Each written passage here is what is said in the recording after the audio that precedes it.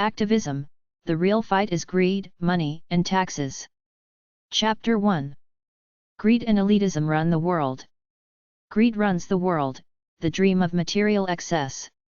Scared people protest when the rents get too high or they lose their jobs. Rich people fund protest movements to promote their causes. Be critical of all activism. Ask yourself who is doing this and why. Is the future getting better or worse? That's the eternal question. I studied the end times, biblical prophecy, and revelation which paint a picture of an antichrist ruling the world. I read an anthology of world history, 95% of which was about man's inhumanity to man. Some people sincerely want to help people, animals, and/or the planet. Who are these people? You can't say all politicians are bad or good. There are some good ones. Most are phonies out for themselves, which is no big deal because that's the way it has always been all the way back to biblical times, a class of elitists and everybody else. I was raised in the Catholic Church. Years after taking all those religion classes as a kid, I contemplated on them to conclude that some wise people bothered to write the Old Testament as a cautionary guide about those stupid, evil, and scummy entities called the human race. Humans are inherently flawed to be evil. God destroyed the human race through a flood with the idea that Noah's seed would transform the human race, but it wasn't good enough because humans were created evil to start with.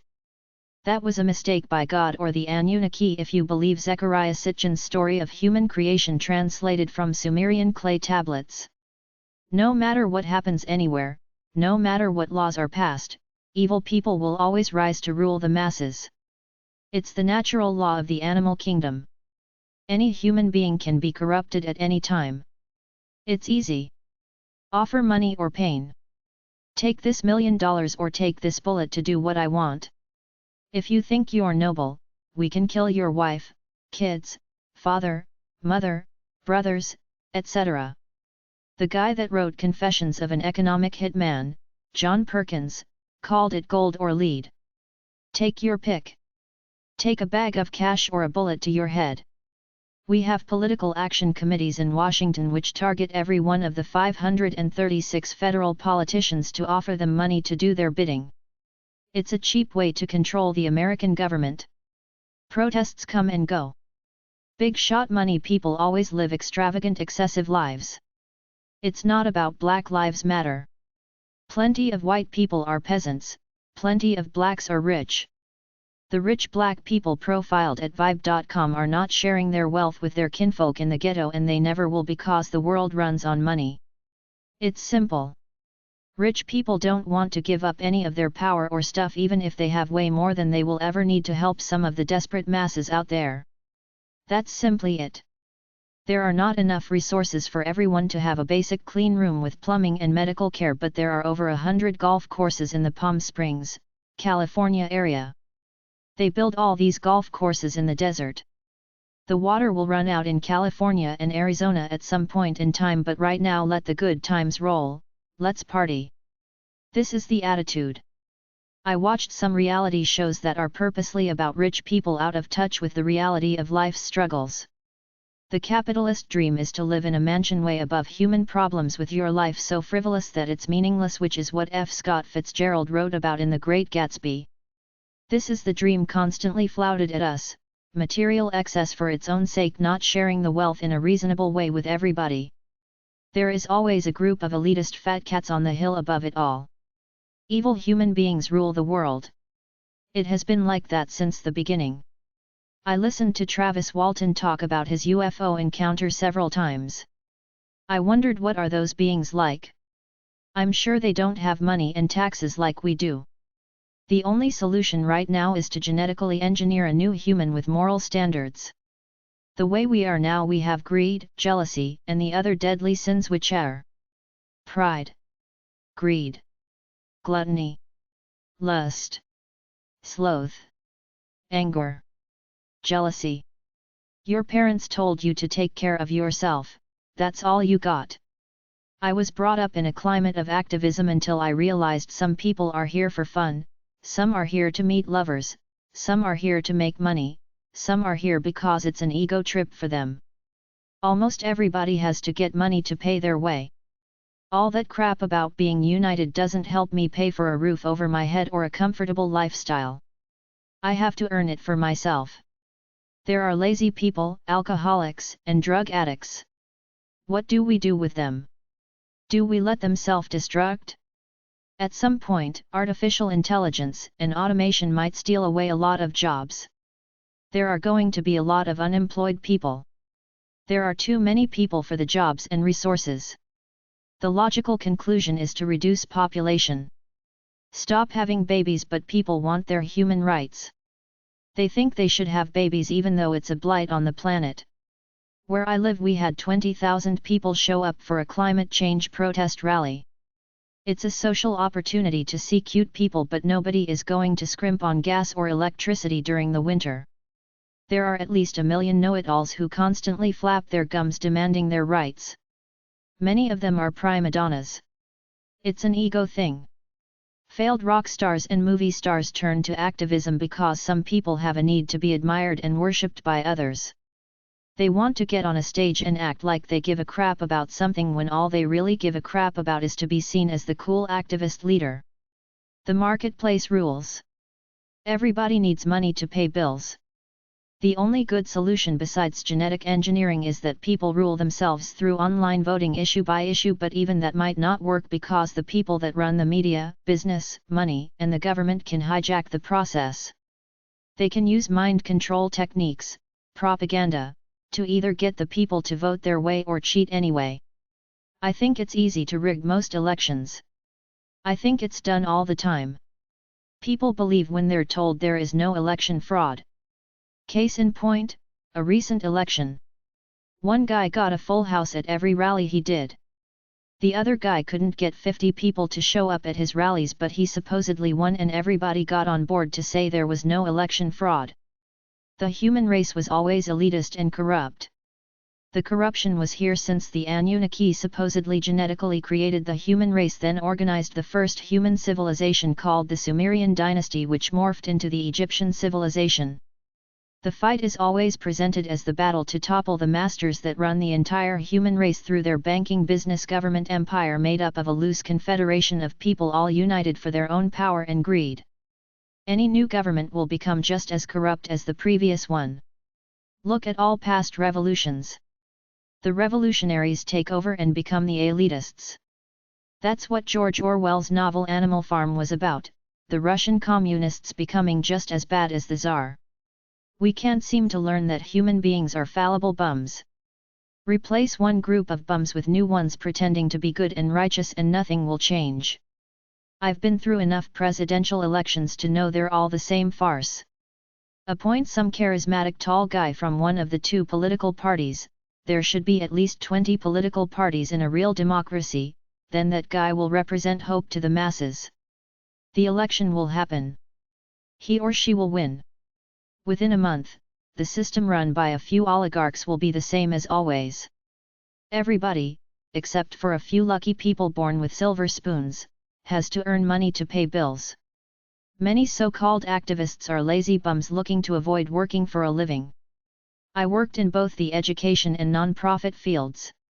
There are a few people there who really care about other people, animals, and the planet, but most are there because they can't cut it in the capitalist for-profit world, so they get the easy jobs with no bottom-line profit accountability like in the business world. Many people earning a good paycheck in the non-profit sector have no sense of urgency about helping anyone or anything. They're taking care of themselves. That's been the way of the world since the Sumerian civilization. The spirit of capitalism is a good system. Provide something useful to someone and they give you something useful that you want in return, one-on-one, as the loners we all are going through life alone in our heads. It's not a bad system, but there's a point where there are so many people that society will not have enough decent jobs for all of them. I believe in helping disabled people and down and out people. I see a problem in the future. There will be less jobs because of artificial intelligence and automation. That's why I'm on board for a drastic reduction of population. Stop having babies. Who rules the world? Some invisible rich people. We have no idea of the entrenched evil empire that runs us. Most people have forgotten about Marshall McLuhan's message about the media as the mass manipulator and controller of people. Make as much money as you can for yourself by doing useful things for others and enjoy your life. If you look at the world government system, it's about a monetary system centralized by a bank called the Bank for International Settlements, BIS.org, created by a group of bankers who decided they would be the money kings of the world. Nobody gave them the authority to create money out of nothing then lend it to everybody in the world expecting it back at compound interest. This is slavery in the modern world. Their trick is that they create money out of nothing through the privately run, not government-owned, central banks of the world which are in all but 3 countries, Iran, Cuba, North Korea. These central banks all over the world owned by this secretive group of bankers create money out of nothing and lend it to the commercial banks and federal governments in every country. They expect this money back with compound interest, so they're making everybody slaves to work for them to pay back loans at compound interest from money that these private central bankers created out of thin air. There is no reason for any federal government to borrow money as a sovereign nation with the authority to create its own money. There is no reason for people to pay income tax, which is modern-day slavery that exists everywhere. People are so naive and stupid about the real world that they blindly pay income taxes and think they're helping their country pay its bills. There is no need for any federal government to borrow money from anyone. In an enlightened world, they would create money out of nothing and use it to build up the economy. Just don't create so much that it devalues the money and causes inflation. Money created out of nothing, fractional reserve banking, and taxes rule the world. The world monetary system is a scam that has enslaved us all. Very few people know this. JFK tried to issue his own treasury notes from the U.S. Department of Treasury, which was the United States government issuing its own money bypassing the privately run Federal Reserve. He was assassinated. That was the last time anyone tried to get the United States government out on its own, creating its own money, away from private bankers. The American president had a chance to do this with the money crisis of 2008, but he was a puppet doing what he was told. The bankers told him to borrow a bunch of money from the Federal Reserve and give it to them, which he did. There should have been a revolution then, but the people are too busy working to pay bills to understand what is really going on. The best slavery is when you don't think you're a slave. Why do you pay income tax? This system keeps the entire human race down. This is the only fight that matters. Federal governments do not have to borrow money from private central banks or commercial banks who create it out of nothing. Then the citizens are forced to pay income tax. If you want to do something to help the human race, this is the real fight. Everything else is a minor distraction next to this. Any country should be able to create its own money to generate projects and economic activity, not creating so much as to cause inflation. Income tax goes against the first rule of economics, which is the multiplier effect, which is to get money out in the economy so people spend it, thereby giving it to the next guy who creates something to earn it. He spends it too, and so on down the line for a 450% return on every dollar out there. Listen to Jordan Maxwell, Jeff Rentz, Veritas Radio, Paul Hellyer, Gerald Salent, Bill Still, themoneymasters.com, among others for a while to figure it out. Try these terms online. G. Edward Griffin, Creature from Jekyll Island. Bank for International Settlements. U.S. Federal Reserve. Fractional Reserve Banking. International Monetary Fund. Economic Hitman. World Bank. Money Masters. Who rules the world? The people who run the world started with the Pilgrims Society in 1902. They created the private central bank in the U.S. called the Federal Reserve that creates money out of nothing and lends it to the U.S. federal government plus the commercial banks. The U.S. federal government has to pay them this money back that they created out of nothing plus compound interest, which is why you pay income tax. They created the Council on Foreign Relations in 1920, whose members have infiltrated the U.S. federal government. They created the CIA. Their crowning achievement is the Bank for International Settlements, BIS.org, the central bank for all central banks that exist in almost every country except for the 3 I already mentioned, Iran, North Korea and Cuba.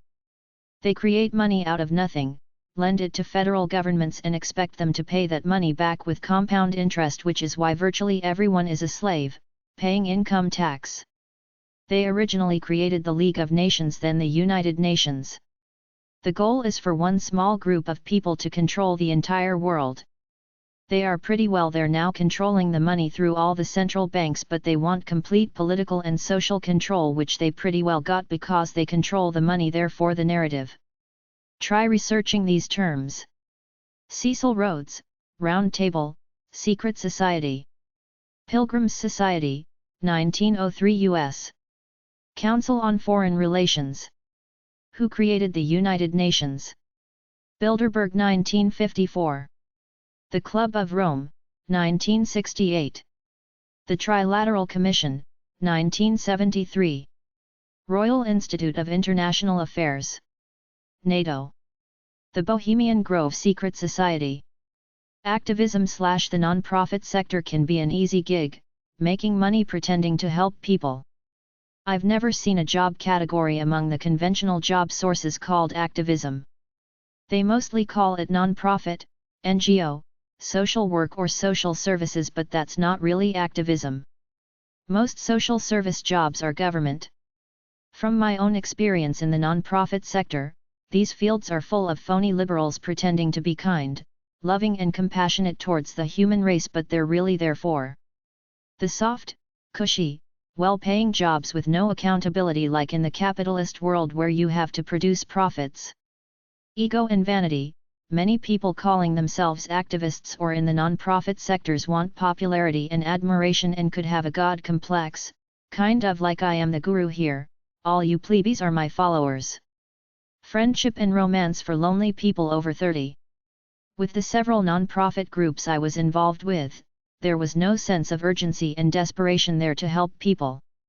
A real activist has fire in their soul with an urgent sense of injustice and action. Many NGOs have higher operating fees than the actual money that they spend helping people.